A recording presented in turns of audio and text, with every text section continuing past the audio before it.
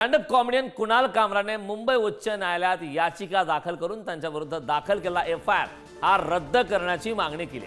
एका comedy show दरम्यान राज्याचे उपमुख्यमंत्री एकनाथ शिंदे यांच्याविषयी केलेल्या कथित आक्षेपार्ह टिप्पणीबद्दल कुणाल कामरा विरोधात गुन्हा दाखल करण्यात आलाय।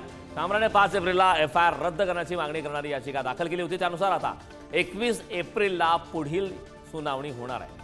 आणि या 21 तारखेला होणाऱ्या सुनावणीमध्ये नेमक्या काय घडामोडी घडतात हे पाहणं महत्त्वाचं आहे। या संदर्भात ताजी अपडेट देण्यासाठी आपले प्रतिनिधी निखिल चव्हाण आपल्यासोबत जोडलेत। निखिल, दाखल केलेला एफआयआर रद्द करण्याची मागणी करण्यात आली आणि या पुढील सुनावणी ही 21 एप्रिलला होणार आहे। काय सांगशील सविस्तर?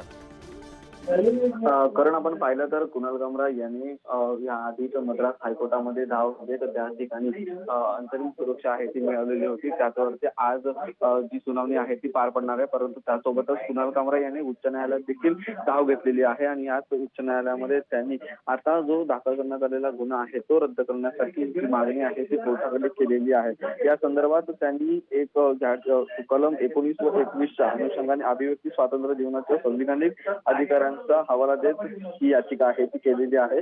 आणि याच प्रकरणी आता न्यायमूर्ती S.V. कोतवाल आणि न्यायमूर्ती S.M. मोडक यांच्या खंडपीठासमोर 21 एप्रिल रोजी ही सुनावणी आहे ती होणार आहे। परंतु आजच्या मद्रासच्या सुनावणीत नक्की काय म्हणतायत, मद्रास कोर्टाकडून काय त्याला सांगण्यात येते हे देखील पाहणं तेवढंच महत्त्वाचं ठरलेलं असताना 21 एप्रिल रोजी सुनावणीच्या दरम्यान आता या प्रकरणात कुणाल कामराला दिलासा मिळतोय की या संदर्भात कोर्टाचं काही अन्य निरीक्षण असणार आहे हे देखील पाहणं महत्त्वाचं आहे।